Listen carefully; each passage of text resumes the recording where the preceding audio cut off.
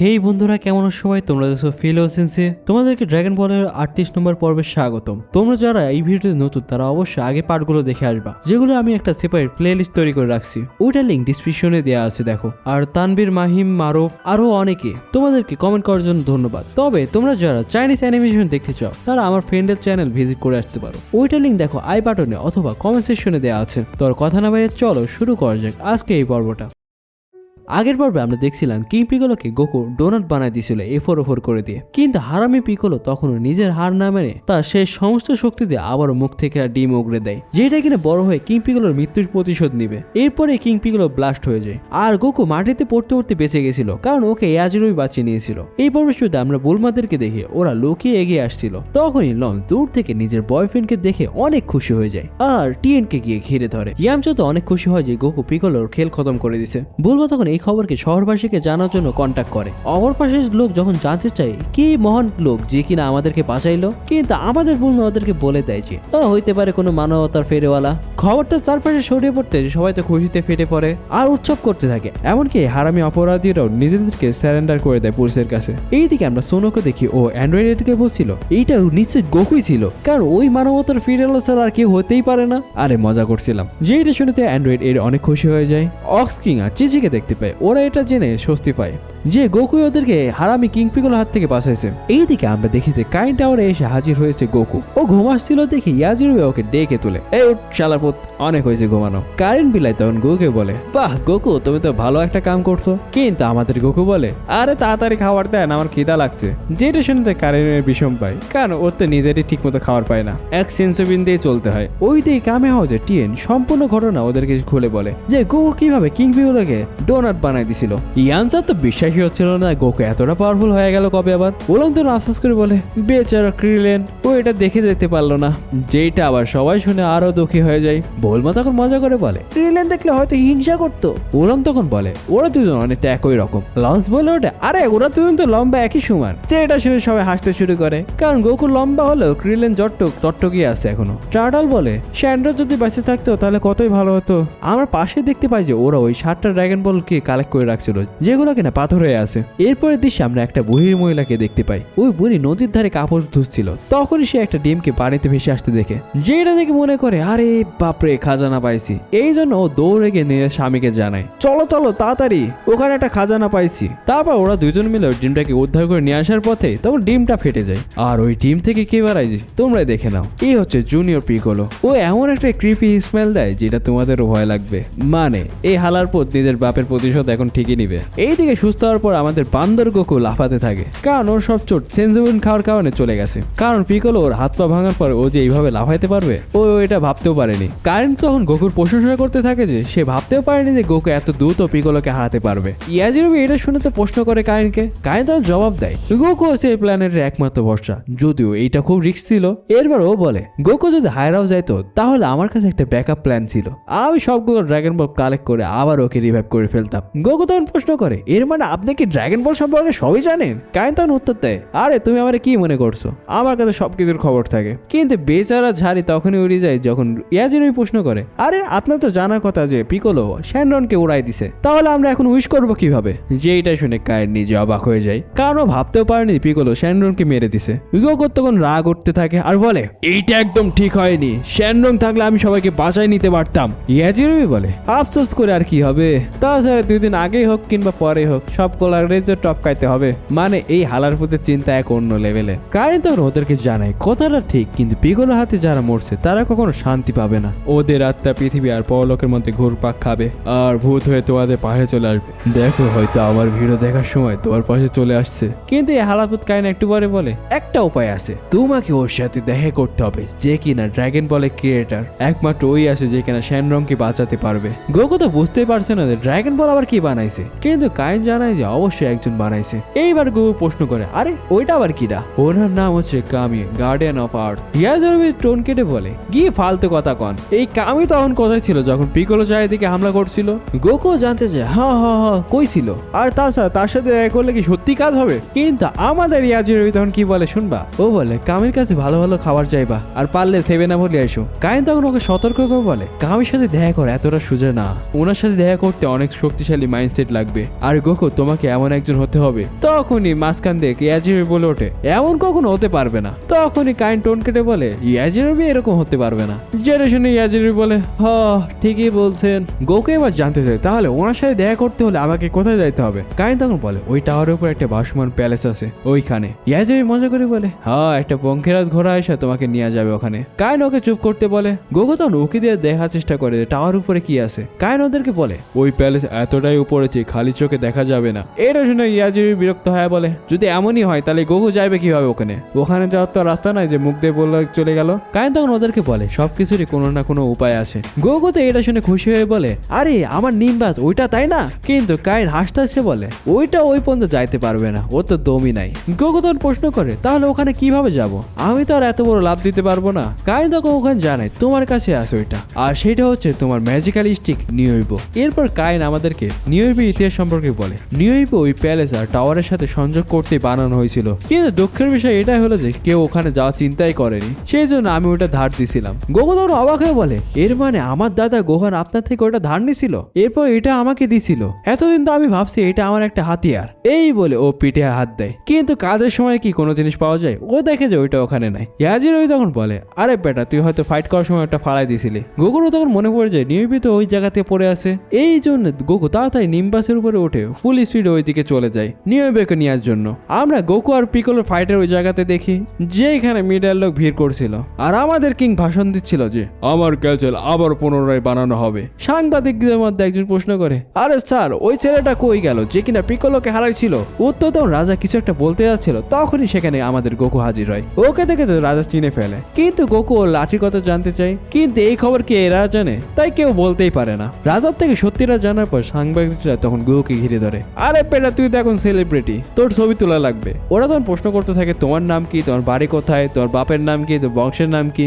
এত প্রশ্নের উত্তর গোকু তো জিন্দেগি পরীক্ষার খাতায়ও লেখেনি। এই জন্য ও তাড়াতাড়ি নিজে পালায়, আর ওর লাঠি এদিক ওদিকে খুঁজতে থাকে, যেই কারণে ও অন্যদিকে খেয়ালই করে না। ও পাগলের মতো চারপাশে খুঁজতে থাকে, কিন্তু ওর মনে পড়ে, আরে আমার কাছে থেকে ফরচুন টেলার বাবা আছে, উনি নিশ্চিত জানে। এইটা ভেবে গোকু তখন দেরি না করে ওখান থেকে চলে যায় ফরচুন টেলার বাবার ওখানে। ফরচুন টেলার বাবার কাছে আসার পরে গোকু বলে, তাড়াতাড়ি ওদেরকে বাইরে আসতে বলেন, পারলে 10 জনকে আমি একলা খেলাবো। তখন বাবা বলে, আরে তোমার ওদেরকে খেলানো লাগবে না, আমি তোমাকে ফিরেতে বলে দিচ্ছি। যে এটা শুনতে গোকু খুশি হয়ে যায়। তখন বাবা ওকে জানায় যে ওর ফাইট শেষ হওয়ার পরে ওই লাঠি কেউ একজন তুলে নিয়ে গেছে। এরপর গ্লাসে উনি দেখতে পায় যে ওই ক্রিস্টালটা মাস্টারশির বাড়ি মানে কামে হাউজের লোকেশন দেখাচ্ছে। যেটা দেখে তো গোকু আবারও ফ্লাইং নিবাস দিয়ে ঝড়ের গতিতে ওখান থেকে বেরিয়ে পড়ে। বাবা তখন বলতে থাকে, চমৎকার একটা ছেলে, আমি নিশ্চিত যে ও লাঠি খুঁজে পাওয়ার পর কামের সাথে দেখা করবে, যেখানে কিনা আগে কোনো মাস আজ অব্দি যেতে পারেনি। কামে হাউজে এসে গোকু লাঠি খুঁজতে ব্যস্ত হয়ে পড়ে। গোকু এত চিন্তায় দেখে টিয়েন ওকে জানায় যে লাঠিটা ওই নিয়ে আসছিল, কিন্তু টিয়েন তখন খেয়াল করে যে ওই লাঠিটা ওই জায়গাতে নেই।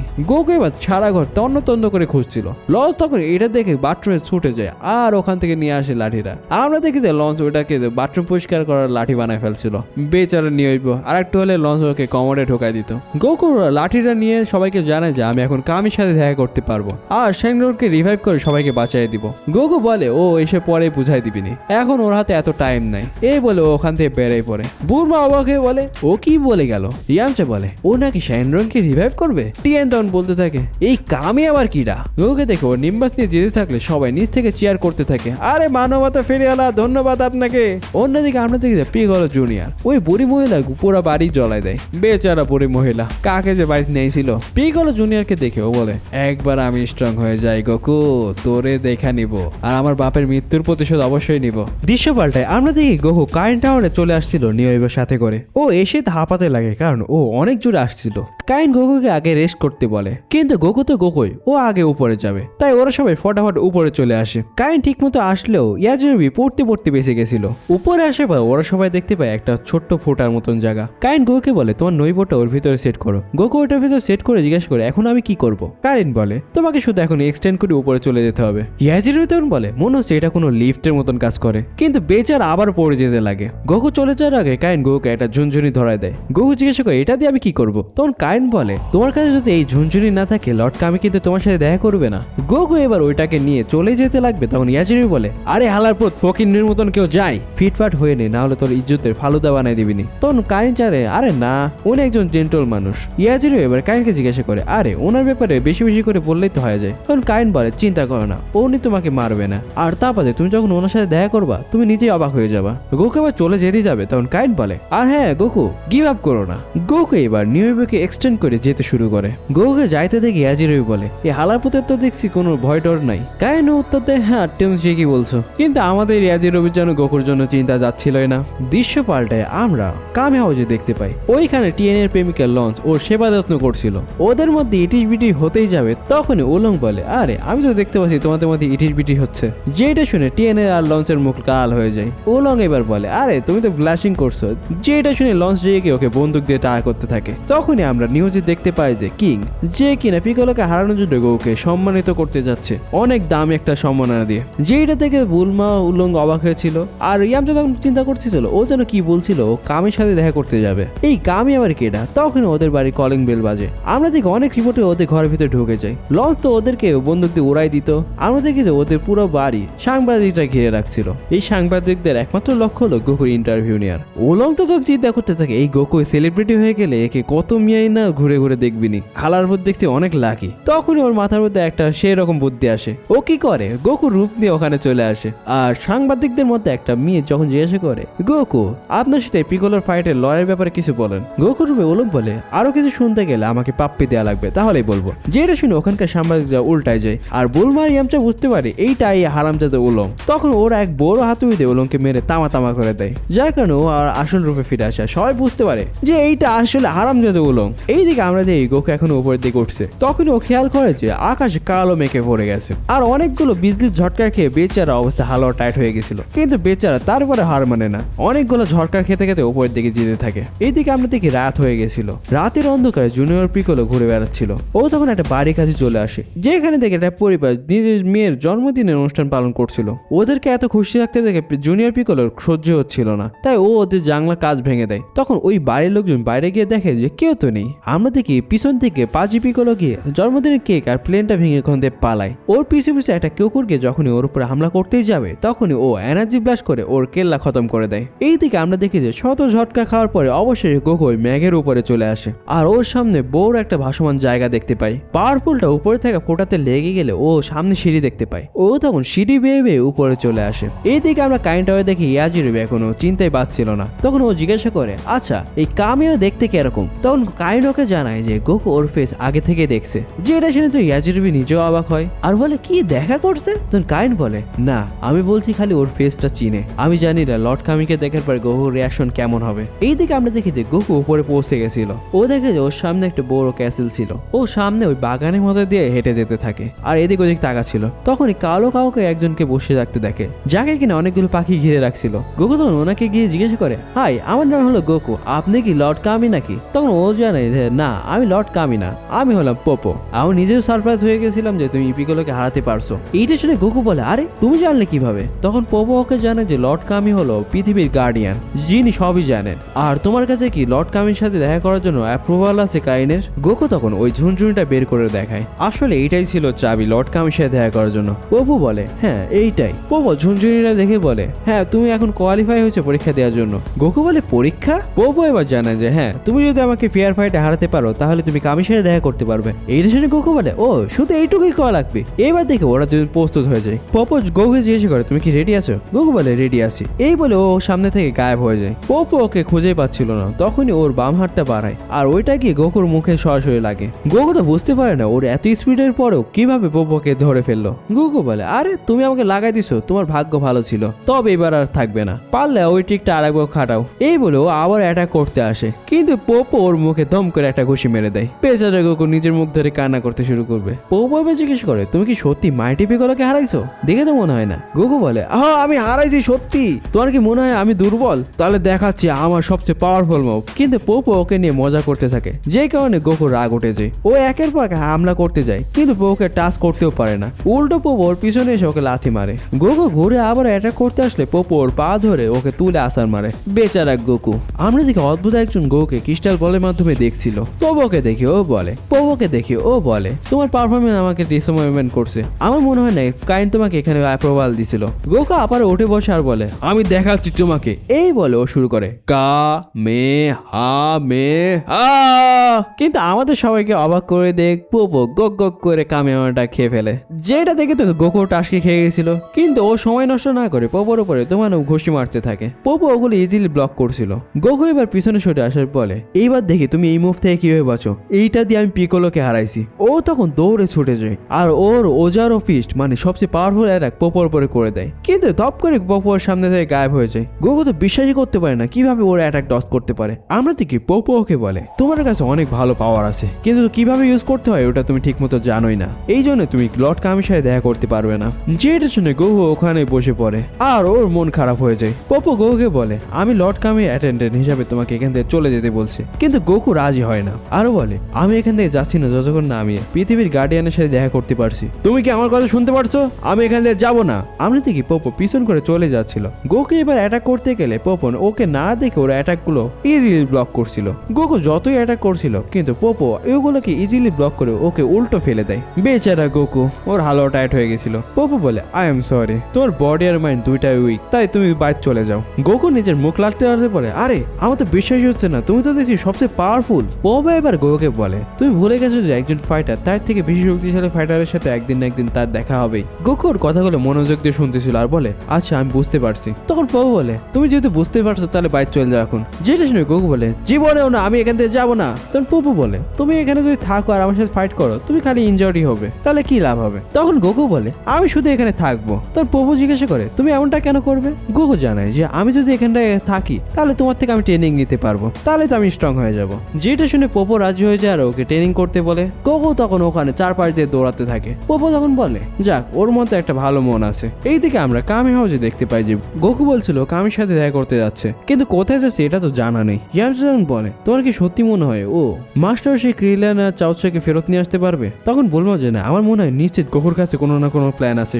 ওলং বলে কিন্তু ড্রাগন বল গুলো তো এখনো পাথর হয়ে রয়েছে। লঞ্চ তখন জানে যে ও গোকু ও কোনো না কোনো ব্যবস্থা করে ফেলবে, কিন্তু এইগুলো ওর লোকের কোনো মাথা ব্যথা ছিল না। ওর কথাগুলো শুনে লঞ্চ রেগে ওকে কেকের মধ্যে ডুবাই দেয়। এইদিকে আমরা দেখি যে ট্রেনিং করছিল এখনো, যাতে পরবর্তী টুর্নামেন্টে গোকুকে হারাতে পারে। মানে যদি তুমি হার্ড ওয়ার্ক শিখতে চাও তাহলে টিএনকে দেখে শিখতে পারো, ও সত্যি খুবই হার্ড ওয়ার্ক করে। এইদিকে আমরা দেখি গোকু দৌড়াতে দৌড়াতে অনেক হাফসায় গেছিল। গোকুকে দেখে পোপো বলে এত উপরে হাওয়া অনেক পাতলা, তাই তোমাকে দৌড়ানোর সময় তোমার এক্সট্রা মুভমেন্ট গুলো বাদ দেওয়া লাগবে, তাহলে তুমি সুন্দরভাবে অনেকক্ষণ দৌড়াতে পারবা। গোকু পোপোর কথাগুলো মনোযোগ দিয়ে শুনছিল। পোপো গোকুকে বলে তোমাকে আকাশের মতো পরিষ্কার হতে হবে আর লাইটিং এর মতো মুভমেন্ট করতে হবে। গোকু এরকম চেষ্টা করছিল। তখন পোপো ওকে বলে যে তোমার মাইন্ড আগে ফ্রেশ করো। গোকু এটা শোনার পর ভাবে আর কিছুক্ষণ পরে ও এমন ভান করে যে এখানে ও কিছুই ভাবতেছে না। তখন পোপো ওকে জানায় না এইটা না, আমি তোমাকে ভাবতে মানা করিনি, আমি তোমার মাইন্ড ফ্রেশ করতে বলছি। গোকু তখন বলে এইটা তো দেখছি অনেক কঠিন। পোপো এবার লাইটিং স্পিডে মুভ করে দেখায়, যেটা দেখতে গোকু হা হয়ে যায় আর বলে আরে আমি তো তোমার মুভমেন্টই দেখতে পারলাম না, তুমি তো লাইটিং এর থেকে অনেক ফাস্ট। তারপরে পোপো পিছন ঘটে গোকু সব মুভমেন্ট গুলো বলে দিতে থাকে। গোকু প্রশ্ন করে তুমি এটা কিভাবে করতেছো? তখন পোপো ওকে জানায় যে তুমি শুধুমাত্র নিজের চোখ দিয়ে সবকিছু সেন্স করো, এই কারণে তুমি আমাকে ঠিক মতো মুভ করতে দেখতে পারছো না। তুমি তো সেন্স করতেই পারো না বাতাস আর আমার মুভমেন্ট গুলা, তোমাকে আগে দেখা আর ফিল করা শিখতে হবে। এইটা শুনে গোকু অবাক হয়। গোকু এবার পোপোর প্রশংসা করতেছিল। পোপো তখন ওকে বলে যে আরে আমিও আগে এরকমই ছিলাম, যতদিন না পর্যন্ত লর্ড কামি আমাকে এগুলা শিখাইছিল, আর উনি সব থেকে পাওয়ারফুল কারণ উনি হচ্ছে লর্ড কামি। যেটা শুনে গোকু অবাক হয়ে যায়। গোকু এবার এক্সাইটেড হয়ে যায় কারণ ও রাইট প্লেসে চলে আসছে ট্রেনিং করার জন্য। তখন ওর মাথা মধ্যে প্রশ্ন আসে আর ও পোপোকে জিজ্ঞেস করে আচ্ছা উনি যাতে এতই পাওয়ারফুল হন তাহলে পিকোলোকে কেন থামাতে আসলেন না? তোর পোপো জানায় এটা তার ইচ্ছা। গোকু এবার জানে যে আমি আর বাড়িতে যাব না, এখানে বসে ট্রেনিং করব। আমরা দেখি লর্ড কামি অন্ধকার ভিতর থেকে গোকুকে দেখছিল। এইদিকে এই জঙ্গলের ভিতরে পুলিশেরা খবর পাইছিল যে এখানে কিছু একটা হয়েছে। ওরা যখন জঙ্গলের ভিতরে একটা ভাল্লুককে দেখতে পায় তখন ওরা বুঝতে পারে যে এই ভাল্লুকটাকে এক ব্লোতে মেনে ফেলা হয়েছে। একটু সামনে আগাতে ওরা ফুটপ্রিন্ট দেখতে পায়, ওটা ধরে ওরা সামনে আগায় আর একটা বাচ্চা মানে জুনিয়র পিকোলোকে দেখতে পায়। ওরা তখন ওকে থামতে বলে কিন্তু পিকোলো তো থামেই না। ওরা এবার পিকোলোকে জেরা করতে শুরু করলে পিকোলো ওদের গান মোড়ায় দেয়। যেটা দেখতে ওই সোলজাররা অনেক ভয় পেয়ে যায় আর ওখান থেকে পালিয়ে যায়। এইদিকে আমরা ওই লুকআউটে দেখতে পাই যেখানে গোকু পোপোর কাছে ট্রেনিং করছিল। ও পোপোর বলা কথা অনুযায়ী ট্রেনিং করতে শুরু করে। গোকু বলে আরে আমি তো এক্সাইটেড হয়ে গেছি তোমার কাছে শেখার জন্য। পোপো তখন বলে আমি তোমাকে শুধুমাত্র এখানে বলবো, আমি তো ওইভাবে ট্রেনিং দিচ্ছি না তোমাকে। এইবার পোপো গোকুকে কাইনে দেয়া বেলটা চাই। ও তখন ওই ঝুনঝুনিটাকে নিজের মাজায় বেঁধে নেয় আর বলে চলো এখন আমাদের মধ্যে ফ্রেন্ডলি লিটল একটা ম্যাচ হবে। গোকু প্রস্তুত হয়ে যায় কিন্তু আমরা দেখি গোকু অ্যাটাক করার পর পোপোকে একবারও ছুতে পারে না। এবার গোকু বলে আমি তো ছুতেই পারলাম না। পোপো তখন ওকে জিজ্ঞাসা করে তুমি কি অন্য কিছু ভুলে যাচ্ছ নাকি? গোকু ভাবে আর তখনই বুঝতে পারে আরে পোপো মুভমেন্ট করার পরও ঝুনঝুনিটা কেন বাজলো না। এটার কারণ পোপোকে জিজ্ঞাসা করে। তখন পোপো ওকে ওই ঝুনঝুনিটা দিয়ে মুভমেন্ট করতে বলে। আমরা দেখি গোকু যতবারই মুভমেন্ট করছিল ঝুনঝুনিটা বাজছিল। গোকু তখন তখন পোপোকে বলে আরে তুমি নিশ্চিত বেলটা বদলাই দিছো। যেটা শুনে পোপো বলে তোমার বাড়ি যাওয়াই উচিত। এটাই বলে পোপো ওখান থেকে চলে যেতে গোকু বলে আমাকে মাফ করে দেন, আমি আর এরকম করবো না। পোপো থেমে যায় আর বলে আমি হলো পৃথিবীর গার্ডিয়ানের অ্যাটেন্ডেন্ট, আমি কখনো চিট করি না, আমি কখনো জানি না কিভাবে চিট করতে হয়। গোকু এবার পোপোকে বলে আমি এখন বুঝতে পারলাম ঝুনঝুনিটা কেন বাজলো না। ও তখন ওর মাস্টারের সাথে করা ট্রেনিং এর কথা বলে, যখন ওরা পানি ভরা কলসি মাথায় নিয়ে মার্শাল আর্ট প্র্যাকটিস করতো, যেখানে কিনা এমন ভাবে মুভ করা লাগতো যেন কলসির পানি না পড়ে। গোকু এবার পোপোকে বলে ওই সময় আমাদেরকে এক্সট্রা মুভমেন্ট বাদ দেওয়া লাগতো যাতে পানি নিচে না পড়ে যায়, ঠিক তেমন এই ঝুনঝুনিটাও বাঁচছে আমার এক্সট্রা মুভমেন্টের কারণে, তাই না? পোপো তখন বলে হ্যাঁ তুমি তো দেখছি বুঝে গেছো, কিন্তু খালি বুঝলে হবে না। গোকু বলে হ্যাঁ আমি বুঝতে পারছি, কিন্তু তারপর আমি তোমাকে হারাতে পারবো না, এই জন্য আমাকে তোমার কাছে অনেক ট্রেনিং করা লাগবে। তখন পোপোকে জানাই যে এই ঝুনঝুনিটা মাস্টার করতে গিয়ে তোমার অনেক বছর লেগে যেতে পারে, হয়তোবা তুমি কোনোদিন মাস্টার নাও করতে পারো। যেটা শুনে বেচারা গোকু হতাশ হয়ে যায়, কিন্তু তারপরও আশা ছাড়ে না। ও বলে আমাকে তারপরও ট্রাই করতে হবে। তখনই প্রাসাদের ভিতর থেকে কামি বলে আমি এখন সিদ্ধান্ত নিয়ে নিয়েছি, আমি তোমার সাথে দেখা করবো। এই জন্য পোপো গোকুকে নিয়ে ওখানে যেতে শুরু করে। এইদিকে আমরা কাইন টাওয়ারে দেখতে পাই আমাদের মমি ইয়াজিরোবে এখনো গোকুর জন্য চিন্তা করে যাচ্ছিল। কাইন ওকে চিন্তা করতে মানা করে। ইয়াজিরো এবার জিজ্ঞাসা করে গোকু ওনার ফেস দেখছে কিন্তু তার সাথে দেখা করেনি, এটা আবার কেমন বিষয়? তখন কাইন জানে যে গোকু যখন কামির সাথে দেখা করবে তখন ও নিশ্চিত সারপ্রাইজ হবে, এই বলে ও হাসতে থাকে। এইদিকে আমরা দেখি গোকু লাফাচ্ছিল কামিকে দেখার জন্য। লর্ড কামি বাইরে আসলে গোকু দেখে যে এটা তো পিকোলো, এই জন্য ও অ্যাটাক করতে চলে যায়। তখনই পোপো ওকে বলে না এটা পিকোলো না, এটা হলো লর্ড কামি। কিন্তু তারপরে গোকু অ্যাটাক করে দেয়, কিন্তু আমাদের সবাইকে অবাক করে দিয়ে লর্ড কামি এক চুটকি মেরে গোকু ফেলে দেয় আর পোপো ওকে ধরে ফেলে। গোকু এখনো লাফাচ্ছিল লর্ড কামির সাথে লড়াই করার জন্য, কিন্তু পোপো ওকে বলে যে না উনি শুধুমাত্র পিকোলোর মতো দেখতেই। আমরা কামিকে দেখতে পাই উনি বাইরে আসে, বলে তুমি আমার ব্যাপারে কি বলছিলে? তখনই গোকু শান্ত হয়ে যায়। এরপর লর্ড কামি আমাদেরকে বলতে শুরু করেন একটা সময় ছিল যখন পিকোলো আর আমি একজনই ছিলাম, আমিও তোমার মতো এখানে আসছিলাম গার্ডিয়ানের সাথে দেখা করার জন্য। সবারই একটা শেষ সময় আসে। আগের গার্ডিয়ানের কাছে আমি উইশ করছিলাম যে ওনার পরে আমি গার্ডিয়ান হব, কিন্তু উনি সরাসরি আমাকে মানা করে দিয়েছিলেন। আমি বুঝতে পারিনি কেন তিনি আমাকে মানা করছেন, এই জন্য আমি নিজেই কারণ খুঁজতে শুরু করি। উনি ঠিকই বলছিলেন, আমার মধ্যে একটা ইভল ছিল।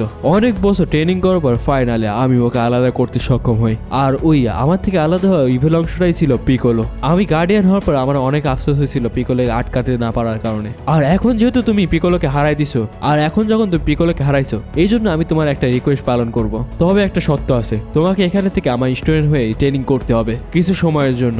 জেনে শুনে গোকু খুশি হয়ে যায়, কারণ ও তো ফাইটিং ছাড়া কিছুই বোঝে না। তখনই কামি ওকে বলে যে আমি গার্ডিয়ান হওয়ার জন্য আমি জানি তোমার রিকোয়েস্ট কি, তবে আমাকে মাফ করে দাও, আমি মানুষদেরকে ফেরত আনতে পারবো না। জেনে শুনে গোকুর মন খারাপ হয়ে যায়। তখনই কামি ওকে বলে তবে চিন্তা করো না, আমি এই জন্য তো শ্যানরংকে বানাইছিলাম এই অদ্ভুত ইচ্ছাগুলো পালন করার জন্য।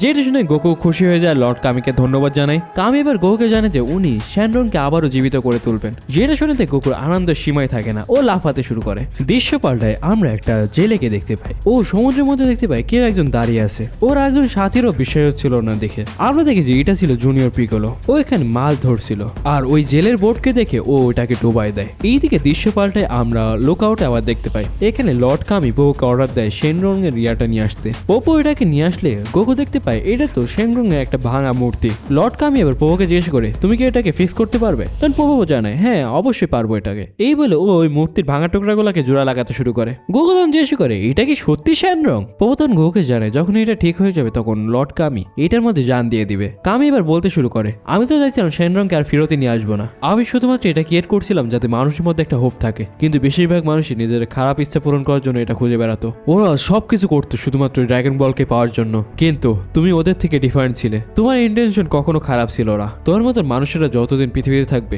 ততদিন শেনরংকে আমি রাখবো। এইদিকে আমরা দেখি ইয়াজিবি অপেক্ষা করছিল গোকু কখন আসবে। তখন কাইন ওকে বলে আরে তোমার এত চিন্তা করা লাগবে না। তখন কাইন খেয়াল করে যে ইয়াজিবি পেটের ওখানে একটা টোপলা। ও তখন চেক করতে গেলে দেখা যায় ইয়াজিবি তো অনেকগুলো সেন্সিটিভ নিয়ে পালানোর চিন্তা ভাবনা করছিল। তখন কাইন ওকে বলে আরে আমি তো ভাবছিলাম তুমি ওইগুলোকে হেড করো, কিন্তু তুমি তো দেখছি একেবারে সবগুলো নিয়ে পালানোর চেষ্টা করতেছো। কিন্তু যেটা শুনে ইয়াজিবি বলে আরে না না আমি সব কিছুই করতে যাচ্ছিলাম না। তখন কাইন বলে এই কারণে তুমি ফ্লাইং ডিভাইসে কখনো চড়তে পারবে না। এইদিকে আমরা দেখছি পোপো শেনরং এর ওই মূর্তিটা ঠিক করে দেয়। কামি তখন ওদেরকে সরে যেতে বলে। ওরা সরে যাওয়ার পর আমরা দেখি কামি ওনার হাতে এনার্জি জমা করে ওই শেনরং এর মূর্তির উপরে মারে। তখন এই মূর্তিটা চমকাতে শুরু করে। আমরা দেখি শেনরং এর আত্মা আবারও সোজা ওখান থেকে চলে যেতে শুরু করে। গোকু তখন জিজ্ঞেস করে আরে ওটা তো চলে যাচ্ছে। তখন কামি ওকে জানাই যে শেনরংকে উইশ করার জন্য যেহেতু এখনো 1 বছর পূরণ হয়নি, তাই শেনরং এর আত্মা ড্রাগন বলে ফিরে যাবে। তবে তোমার জন্য শুধুমাত্র তুমি এখন একটা উইশ পূরণ করতে পারবা। গোকু বলে সত্যি? আচ্ছা আমি কি এখন চলে গিয়ে আমার ফ্রেন্ডদেরকে আবার জীবিত করে তুলবো? তখন কামি ওকে মনে করিতে এখানে ও ট্রেনিং করার কথা, আর গোকু পরবর্তী টুর্নামেন্টে ওদের সাথে দেখা করতে পারবে।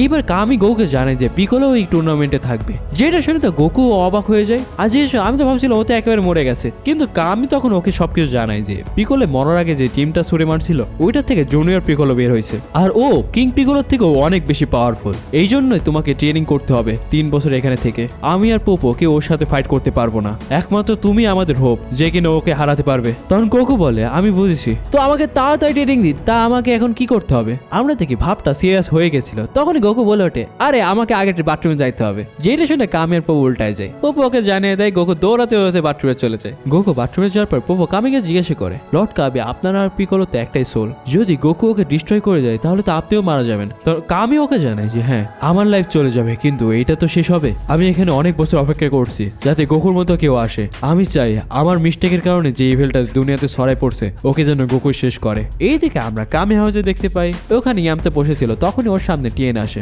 ইয়ামতে বলে এত কড়া করে ট্রেনিং করছো, এখনো তো 3 বছর বাকি আছে। তখন টিএন লঞ্চের দিকে তাকিয়ে বলে শুধুমাত্র তো 3 বছরই আছে আমার কাছে। অবশ্যই এখানে দেখতে লঞ্চকে কিউটি লাগছিল, তোমরা কি বলো? টিএনের কথা শুনে তো টিয়ামতে শক হয় আর ওর হাত থেকে ড্রাগন বলে ওই পাথরটা পড়ে যায়। এইদিকে আমরা দেখি উলং কমিক বই পরে হাসছিল, আর বুলমা বাথরুম থেকে আসার পর নিজের প্রাইভেট কাপড় চোপড় দেখছিল, আর ওখানে রাখা ছিল ক্যাপসুল, যেখানে কিনা মাস্টার রশি ক্রিলেন আর চাউচুর বডি রাখা আছে। সিরিয়াসলি মাস্টার রশির জায়গা সত্যি ভালো জায়গা হয়েছে। বুলমাকে দেখি ও কিছু একটা দিকে অবাক হয়ে যায়। তখন ওরা সবাই জিজ্ঞেস করে আরে বুলমা কি হয়েছে? আমরা দেখি যে ড্রাগন বলগুলো আবার চমকাতে শুরু করে, এইগুলো পাথর থেকে ড্রাগন বল হয়ে গেছিল। বাইরে টিএন লঞ্চ ইয়ামচাও অবাক হয়ে গেছিল। ওরা তখন 7টা ড্রাগন বলকে এক জায়গায় করে মাস্টার রশি চাউচু আর ক্রিলেনের বডিটাও বের করে ফেলে এবং শ্যানরংকে ডাক দিয়ে দেয়, শ্যানরং বাইরে আসো।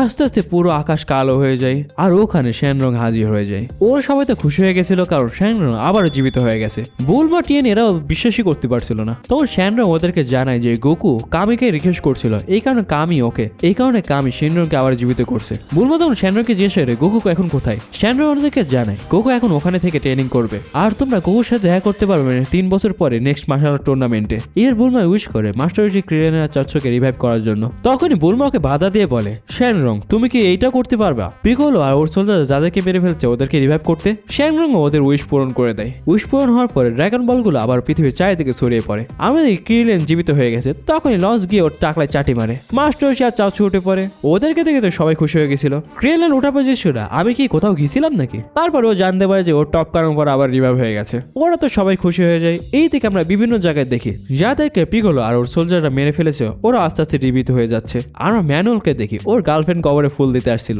তখন ও কবরের ভিতর বেরিয়ে আসলে ওর গার্লফ্রেন্ড ভয় পেয়ে যায়। ব্যাকটিয়ানকে দেখি ও আবর্জনের মধ্যে সে উঠে আসে, আরো অনেক ফাইটারকে। এই থেকে মাস্টার জানতে পারে যে গোকু পিকোলোকে ডিফিট করে ফেলেছে। ইয়ামজো তখন জানে যে গোকু লর্ড কামির কাছে গিয়ে ট্রেনিং করছে, যেটা শুনে তো লর্ড কামি চমকে যায়। উনি তখন বলে এটা তো বিশ্বাস হচ্ছে না, কিন্তু এটা তো গোকু, তাই বিশ্বাস করা লাগবে। বুলমা জিজ্ঞাসা করে আপনি ঠিক কি বলতে যাচ্ছেন? তখন মাস্টার জানে যে যদি গোকু লর্ড কামির কাছে যদি ট্রেনিং নিতে থাকে তাহলে উনি কি তোমরা জানো উনি হচ্ছে পৃথিবীর গার্ডিয়ান। যেটা শুনে ওখানে থাকা সবাই অবাক হয়ে যায়। ক্রিলেন বলে তাহলে গোকু সবচেয়ে পাওয়ারফুল মানুষের কাছে ট্রেনিং নিচ্ছে? আমার তো এটা বিশ্বাসই হচ্ছে না। মাস্টার তখন জানে যে ওনার থেকে ট্রেনিং নেওয়ার পরে গোকু আমার থেকে অনেক বেশি পাওয়ারফুল হয়ে যাবে। ওর সবাই ভাবতে থাকে গোকু আস্তে আস্তে খালি শক্তিশালী হচ্ছে। টিএন তখন বলে তাহলে আমাকে আরো বেশি হার্ড ওয়ার্কিং করতে হবে। মাস্টার শুনে এগুলো হাসার বলে গুড ফর ইউ। তখন বুলমারও আনন্দ করছিল, কিন্তু আমাদের মাস্টার সে রিভাইভ হওয়ার পর কি ভালো হয়ে গেছে না, তার স্বভাব শুনে আবার দুষ্টামি করতে যায়। যে শুনে বুলমা রেগে গেলে মাস্টার সে থপ করে পিছনে সরে যায়। এই দিকে আমরা গোকুকে দেখতে পাই। তাহলে আমি কি এখানে লড়তে পারবো না? তোমাকে আগে তোমার নিজের মাইন্ডকে ট্রেনিং করতে হবে। এদিকে আমরা দেখি ইয়ামচা ক্রিলেন টিএন এরাও খুব হার্ড ট্রেনিং করছিল। তারপরে দেখি গোকু পোপোকে প্রশ্ন করে আরে আমি ভাই বসে থাকে কিভাবে স্ট্রং হব? তখন পোপোকে বুঝিয়ে বলে তুমি যদি আকাশের মতন পরিষ্কার হতে পারো তাহলে তোমার মুভমেন্ট গুলো লাইটিং এর মতো ফাস্ট হয়ে যাবে। গোকু ডাউট করছিল, তখন পোপোকে বলে তুমি স্টোনের মতন হয়ে যাও। গোকু তখন শুয়ে পড়ার বলে আমি এরকম করব। তখন একটা ডান্ডার বাড়ি পড়ার উপরে বাড়ি খেয়ে বেচারা গোকুর মাথা ব্যথা করছিল। তখন পোপো বলে আরে পাথর কি কথা বলে নাকি? যে এই কারণে বাধ্য হয়ে গোকু আবার শান্ত হয়ে বসে আর ওর সমস্ত ধ্যান লাগাচ্ছিল। তখনই আমরা দেখি যে একটা মৌমাছি চলে আসে আর এসে গোকুর নাকে হুল ফুটাই দেয়। বেচারা গোকুর নাকটা ফুলে যায়। দৃশ্য পাল্টে আমরা টিএন আর ক্রিলেনকে দেখতে পাই, ওরা লড়াইয়ে প্র্যাকটিস করছিল। তখন ইয়ামচা আসার বলে এবার আমার পালা। ইয়ামচা পুর ফাইট করতে যাচ্ছিল। এইদিকে আমি দেখি বুলমা সানস্ক্রিপ্ট লাগানোর জন্য পোরকে বলে এই হারামি উলং তখন ওর কাছ থেকে নিয়ে লাগাতে যাবে, কিন্তু টাস করে এক বাড়ি মেরে মাস্টার সে ওর কাছ থেকে ওটা নিয়ে নেয়। আর নিজের ভিতরকার যত বদমাশি চিন্তা ভাবনা আছে ওইটা নিয়ে যখন লাগাতে যাবে তখনই ওখান থেকে বুলমা সরে যায়। আর লঞ্চ এসে বলে কিরে বুড়া তোর কি স্বভাব ভালো হবে না? এই বলে মাস্টার সুপারে তোমাদের ফায়ার করতে শুরু করে। মাস্টার সাথে কোনো রকমে ওখান থেকে পালায়। এদিকে আমরা গোকুকে দেখতে পাই, ও এখনো ধ্যান লাগাচ্ছিল আর পোপো আরামসে আখরোট খাচ্ছে। গোকু এ করতে করতে পুরোনো স্মৃতিগুলো মনে পড়ছিল। তখনই টাস করে ওর মাথায় আক্রমণ মেরে দেয়। গোকু উঠে চিল্লাতে যাবে, তখন ওর মনে পড়ে যায় আরে আমি তো পাথর। এই জন্য ও আবার সোজা হয়ে বসে যায় আর বলে আমার কোনো কিছু ভাবা যাবে না। এইবার পোপো আক্রোশ ছুড়ে মারলে গোকু এটা না দেখেই ডস করে ফেলে, যেটা দেখে পোপো খুশি হয়ে যায়। অনেকক্ষণ পার হওয়ার পরে পোপো গোকুর কাছে আসে বলে গোকু তুমি অনেক প্রোগ্রেস করে ফেলছো। কিন্তু তখনই ও দেখতে পায় যে গোকু বসে বসে ঘুমাচ্ছে। পোপোকে দেখে ও একটা স্টিক নিয়ে ওটা ঘোরাতে থাকে আর জিজ্ঞাসা করে তুমি কি আমাকে দেখে ভয় পাচ্ছ? তখন গোকু বলে আরে এটা তো আমার কাছে আসতে পারবে না, তাহলে আমি ভয় পাবো কেন? কিন্তু আমরা দেখি আস্তে আস্তে ওই স্টিকটা গোকুর দিকে আগাচ্ছিল। গোকু ওটা থেকে কোনো রকমের বাঁচছিল। তারপর ওর কাছে পৌঁছাতেই যাবে, তখন গোকু বলে আরে থামো থামো। পোপো জিজ্ঞাসা করে তুমি পালাচ্ছ কেন? তখন গোকু বলে আরে এটা তো আমার নিয়মের মতন লম্বা হচ্ছে। কিন্তু পোপো জানে না এটা সাধারণ একটা স্টিক, এটা লম্বা হবে না। গোকু তখন ওটা ধরে দেখে আরে আসলে তো তাই। পোপো তখন ওকে বোঝায় যে তুমি চোখে যা দেখো সবসময় ওটা সঠিক হয় না, তুমি এতক্ষণ ইলিউশন দেখছিলে, এইটাই তোমার ভুল, বুঝছো? এবার পোপো গোকুর চোখ বেঁধে দেয় আর বলে তুমি এই বিড়ালটাকে ধরে দেখাও। আর বিড়ালের লেজে ঝুনঝুনি লাগিয়ে দিয়ে ছেড়ে দেয়। আর বিড়ালের লেজে ঝুনঝুনি লাগিয়ে দিয়ে ছেড়ে দিয়ে বলে ওইটাকে ধরে দেখাও। কিন্তু আমরা দেখি যে গোকু যখন ওই বিড়ালটাকে ধরতে যাবে পোপোর কাছে থাকা ঝুনঝুনি পোপো বাজাতে থাকে, যেই কারণে গোকু কনফিউজ হয়ে যায়। চারিদিক থেকে ঝুনঝুনি আওয়াজ আসার কারণে গোকু অনেক কনফিউজ হয়ে যায় আর লাফ দিয়ে ধরতে গিয়ে গাছের সাথে বাড়ি খায়। পোপো ওকে ওর ঝুনঝুনিটা দেখায়, যেটা থেকে গোকু খেপে যায় আরে তুমি তো আমার সাথে চিটিং করতেছো। এবার পোপো বলে তুমি কান দিয়ে যেটা সবসময় শুনো ওটা কিন্তু সত্যি না হতে পারে, এই জন্য তো তোমাকে এইগুলো সবকিছু বুঝতে গেলে তোমার মাইন্ড খালি করতে হবে। মানে সবসময় চোখ দিয়ে বা কান দিয়ে যা শোনো ওগুলো সত্যি নাও হতে পারে, এই জন্য তোমার মাইন্ড খালি করে ওইগুলোকে ফিল করতে হবে। গোকু এবার পোপোকে প্রশ্ন করে আচ্ছা তুমি তো বলছিলে তুমি অনেক কঠিন ট্রেনিং করছো, আমি যদি ওরকম ট্রেনিং করতাম তাহলে কি হতো? পোপো তখন ওকে বলে এটা কিন্তু অনেক পেইনফুল, কিন্তু গোকু তারপর রাজি হয়ে যায়। এই জন্য পোপো গোকুকে প্রাসাদের ভিতরে নিয়ে যায়। এইদিকে ওই প্রাসাদের ভিতরে কামি বলে কামি গোকুকে জিজ্ঞেস করে তুমি কি সত্যি এই ট্রেনিং নিতে যাচ্ছ? গোকু বলে হ্যাঁ অবশ্যই করবো। তখন কামি ওকে জানায় যে এটা কিন্তু মৃত্যুর থেকে অনেক খারাপ হতে পারে। এইবার গোকুকে টাস্ক দেওয়া হয় তোমাকে একটা ক্রাউন নিয়ে আসা লাগবে। ওরা যখন গোকুকে পাঠানোর জন্য একটা মেশিন স্টার্ট দিয়ে দেয়, তখন পোপো জানায় যে এইটা এমন একটা মেশিন যেটা কামিকে যেখানে ইচ্ছা সেখানে নিয়ে যেতে পারতো। আমরা দেখি গোকু একটা পাহাড়ে ঘেরা জায়গায় টেলিপোর্ট হয়ে গেছে। কিছুক্ষণের মধ্যে গোকু একটা পাহাড়ে ঘেরা জায়গায় টেলিপোর্ট হয়ে গেছে। ওখানে ওর সাথে একটা মেয়ের দেখা হয়। গোকু এবার ওই মেয়েটার কাছে একটা জায়গার নাম জিজ্ঞাসা করে যেখানে কেন ওই ক্রাউন রাখা আছে, মানে মুকুট। এরপরে গোকু বেরিয়ে পড়ে মেয়েটাকে বিদায় জানিয়ে। তখনই দেখি মেয়েটা অদ্ভুত কারণে হাসছিল। গোকুকে দেখি ও পাহাড় বেয়ে বেয়ে ওদিকে যাচ্ছিল আর এইগুলো লর্ড কামি এবং পোপো দেখছিল। গোকুকে দেখি ও সিক্রেট ক্রাউনের কাছে পৌঁছে গেছিল আর ওটাকে নিয়ে নিজের মাথায় পড়ে নেয়। তারপরে ও বলে আরে এটা তো খুব ইজি ছিল, ওরা তো শুধু শুধু আমাকে ভয় দেখাচ্ছিল। কিন্তু তখনই আমরা দেখি যে ওই কাউন্ট ওর মাথা আটকে যায় আর মুকুটটা যেখানে রাখা ছিল ওখান থেকে একটা এনার্জি বিম বের হয়। সাথে সাথে আকাশে কালো মেঘ জমে আর একটা বিজলির ঝটকা খায় গোকু। গোকু এবার পালানোর চেষ্টা করছিল কিন্তু বিজলির ঝটকা ওর দিকে আসছিল। বেচারা লাস্টে এমন এক ঝটকা খায় যে ওর মাথা থেকে মুকুটটা খুলে ওর নিচে পড়ে যায় একদম। এইদিকে সন্ধ্যার পরে দেখি যে গোকু অজ্ঞান হয়ে নদীর ধারে পড়েছিল। তখন ওই মেয়েটা ওকে খুঁজে পায় আর ওর বাড়িতে নিয়ে যায়। জ্ঞান ফেরার পরে গোকু ওই মেয়েটাকে ধন্যবাদ জানায় ওকে বাঁচানোর জন্য। আর আমরা জানতে পারি এই মেয়েটার নাম হলো জুলি। তখন গোকু জানতে পারে জুলির একটা পাখি আছে, ওর নাম হলো পেপে। ও আজকে ফেরত আসেনি, যেই কারণে জুলির মন খারাপ। গোকু ওকে বলে চিন্তা করো না, চলে আসবে। ওই মেয়েটার মা জিজ্ঞাসা করে গোকু তুমি এখানে কি করছো? গোকু তখন জানে যে আমি সিক্রেট কাউন্ট নিতে আসছি। ওই মেয়েটার মা তখন বলতে শুরু করে শোনা যায় ওই মুকুটটা যে পাবে সে পৃথিবীর মধ্যে সবচেয়ে পাওয়ারফুল ফাইটার হয়ে যাবে, এটা আমরা লোক মুখে শুনেছি। যে শুনে গোকু বলে আমি ততক্ষণ না থামবো না যতক্ষণ আমি মুকুটটা পাচ্ছি। তারপরে দেখি রাত হয়ে যায়। গোকুকে দেখে ও বসে বসে ভাবছিল ওই মুকুটটা কিভাবে নিবে আর নেওয়ার পর ওই বিজলির শকের থেকেও কিভাবে বাঁচবে। সকালবেলা গোকু খেয়াল করে যে জুলির মা চিল্লাচ্ছিল। আমরা দেখি জুলি ঘরের সাথে ঝুলছিল। তখন গোকু ছাদের উপরে গিয়ে জুলিকে বাঁচিয়ে নেয়। এবার খাওয়ার সময় গোকু জিজ্ঞেস করে আচ্ছা তুমি ওই উপরে উঠছিলে কেন? তখন জুলি জানায় যে পিপির জন্য ও উপরে উঠছিল যাতে পিপি ওকে খুঁজে পাই খুব দ্রুত। জুলির মা তো ওকে খুব বকা দিচ্ছিল। তখন জুলি বলে যে আমার ফিল হচ্ছে জুলি আমার কাছে আসার চেষ্টা করছে কিন্তু পারছে না।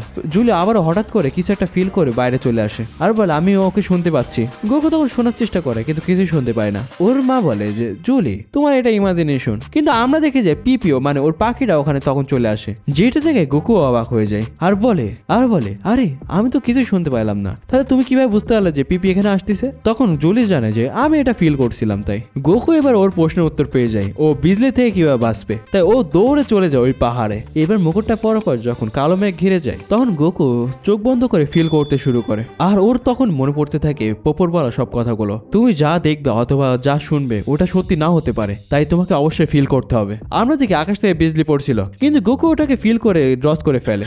গোকু তো ইজিলি ওইটা থেকে বেঁচে যায় কিন্তু ও বেশি তাড়াতাড়ি লাফালাফি শুরু করে দেয়। তখন একটা বিজলি ঝটকা খেয়ে যায়।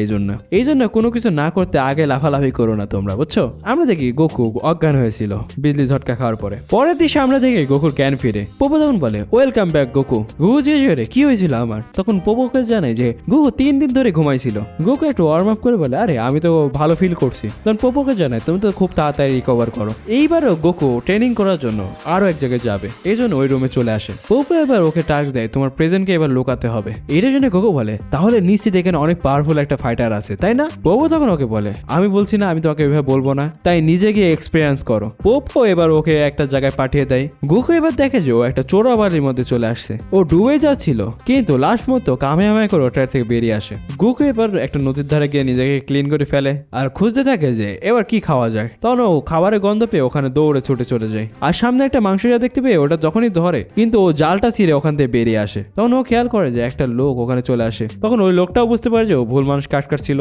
লোকটা নিজের ভুল বুঝতে পেরে গোকুকে নিজের বাড়িতে নিয়ে যায়। ওখানে গোকু আগুনের কাছে নিজের জামা কাপড় শুকিয়ে ফেলে আর গোকুর কাছে মাপ চায় ফাঁদের জন্য। তো লোকটা জানে যে আমি অনেকদিন ধরে মানুষকে এখানে দেখিনি, তোমাকে দেখে ভালো লাগলো।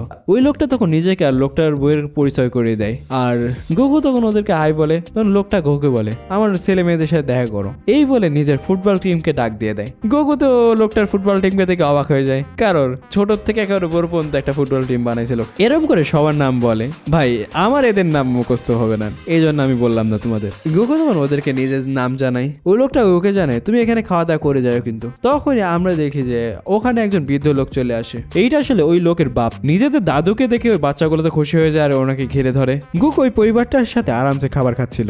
এবার ওই লোকটা ওকে প্রশ্ন করে, তুমি এখানে কেন আসছিলে? গোকু তখন জানে যে আমি কামেকে প্রমিস করছিলাম আমি ট্রেনিং করতে এখানে আসবো। তখন ওই বাচ্চাগুলো কামেকে নিয়ে কথা বলতে থাকে। ওরা জানে যে কামি পৃথিবীর গার্ডিয়ান। বাচ্চাগুলো তখন বলে, কামি অনেক স্ট্রং আর উনি তো লাইটিং স্পিডে চলাফেরা করে। এটা শুনে গোকু বলে, আরে কামি, ওনাকে আমি কোথায় পাবো? লোকটা তখন গোকুকে জানায় যে কামি এখান থেকে 5 মাইল দূরে পাহাড়ের একটা জায়গা থাকে। তখন ওই মহিলাটা বলে, আরে গোকু, তুমি কি ওনার সাথে ফাইট করতে যাচ্ছ নাকি? ওই বৃদ্ধ লোকটা গোকুকে বলে, আচ্ছা সমস্যা নাই, কালকে আমি তোমাকে ওই জায়গাটা দেখাই দিবনি, রাতে তুমি এখানে থাকো। তারপর দেখি গোকু ওই বাচ্চাদের সাথে আনন্দ করে ওদের সাথে ঘুমিয়ে পড়ে।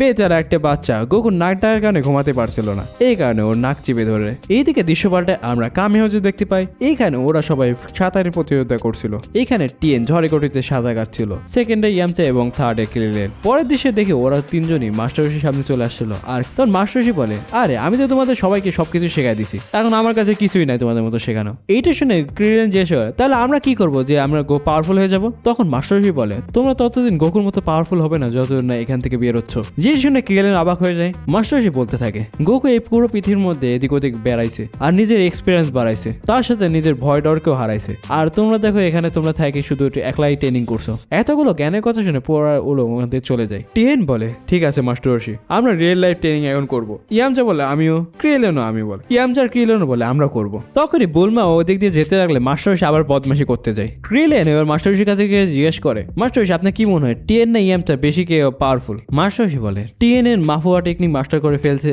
আর ইয়ামচার কাছে পাওয়ারফুল টেকনিক উলফ্র্যাঙ্ক ফিক্স আছে, দেখা যাক টুর্নামেন্টে কে ভালো করে। এইদিকে আমরা দেখি যে গোকু ওই পরিবারকে বিদায় জানিয়ে ওই বুড়ো লোকটার সাথে বেরিয়ে পড়ছে। যেতে যেতে ওই লোকটা জানায় যে আমি 60 বছর ধরে এখানে মাছ ধরছি আর নিজের পরিবারের জন্য খাওয়া জোগাড় করছি। যে জন্য গোকু অবাক হয়ে যায়। এই বৃদ্ধ লোকটা আরো জানে যে কিছু কিছু সময় নিজের প্রতিবেশীদেরকেও মাছ দেয়। তাও এই লোকটাকে বিদায় জানিয়ে গোকু অন্য রাস্তা দিয়ে চলে যায় আর একটা ঝর্ণার কাছে একটা বাড়িতে আসে যেখানে এক লোক ধ্যান করছিল। আসলে এটা কামি ছিল না, এটা অন্য একজন ছিল যাকে কিনা ওরা কামি মনে করছিল। আমরা দেখি গোকু একটা বাড়ির কাছে চলে আসে। আসলে এটা ওই লোকের বাড়ি ছিল যে কিনা ওই পাহাড়ের পিছনে থাকে, অনেক স্ট্রং, মানে কামির মতোই। আসলে তখন আমি একটা ভুল বলছিলাম যে কামি এখানে থাকে, আসলে কামি থাকে না। এই লোকের নাম হচ্ছে ইয়ামচান। আর গোকু ওই লোকের কাছে এসে জিজ্ঞাসা করে, তুমি কি ইয়ামচান? লোকটা বলে হ্যাঁ। গোকু সরাসরি লোকটাকে চ্যালেঞ্জ ছুড়ে দেয়।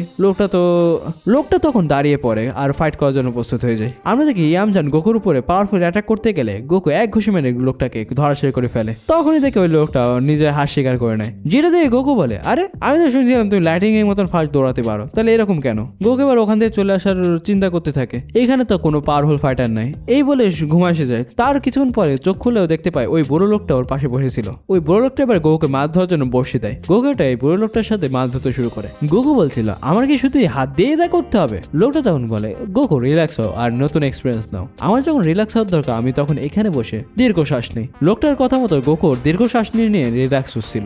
গোকু বসে বসে আকাশের দিকে তাকিয়ে বুঝতে পারে যে আসলে নিজেকে শান্ত করতে হয় কিভাবে। ওই বুড়ো লোকটা গোকুকে বলে, তুমি আকাশের দিকে তাকিয়ে তাকিয়ে নিজেকে শান্ত করে নিতে পারবে, একদম আকাশের মতো। গোকু বলে, তাহলে পোপো তাহলে এইটার কথাই বলছিল। এবার গোকু খেয়াল করে যে লোকটা গায়েব হয়ে যাচ্ছে, কিন্তু হঠাৎ করে আবার চলে আসে। লোকটা বলে, কি হলো, তুমি কি ফোকাস হারাই ফেলছো? এখন তুমি ভালোভাবে ধ্যান দাও। ওই বুড়ো লোকটার কথা মতো গোকু গোকু এক জায়গায় মনোযোগ দিতে শুরু করে। লোকটা বলতে থাকে, যখনই তোমার মাইন্ড একদম ক্লিয়ার হয়ে যাবে তখন তুমি পানিকে ফিল করো এবং তারপরে মাছকে ফিল করো। তুমি দেখতে পাবে একটা বিউটিফুল ফিশ তোমার বসিতে এসে ধরা দিচ্ছে। এরকম করে গোকু একটা মাছ ধরে ফেলে। এইভাবে করে এই বড় লোকটার কাছ থেকে গোকু মনকে শান্ত করার টেকনিকটা বুঝে যায়। আরো কিছুদিন পার হয়ে যায়, আমরা গোকুকে দেখতে পাই ও পোপোর সাথে ফাইটিং করছিল, কিন্তু পোপোর অ্যাটাক গুলো ইজিলি ব্লক করে ওকে ল্যাং মেরে ফেলে দেয়। হয়তোবা তোমাদের এই ট্রেনিং আর্টটা তোমাদের এই গোকুর ট্রেনিং আর্টটা কেমন লাগছে আমি জানি অনেকেরই এটা তেমন একটা ভালো লাগবে না, তাই আমি চেষ্টা করছি এটা যত ছোট করা যায়। তবে এই ট্রেনিং এর পরে গোকু এতটা পাওয়ারফুল হয়ে যাবে তোমরা কল্পনাও করতে পারবা না। গোকুকে দেখে ও এবার ফিল করতে শুরু করে। তখন পোপো অ্যাটাক করলে গোকু ওর পিছনে গিয়ে অ্যাটাক করতে যায়, কিন্তু পোপো তারপরে ওকে ছুঁড়ে মেরে দেয়।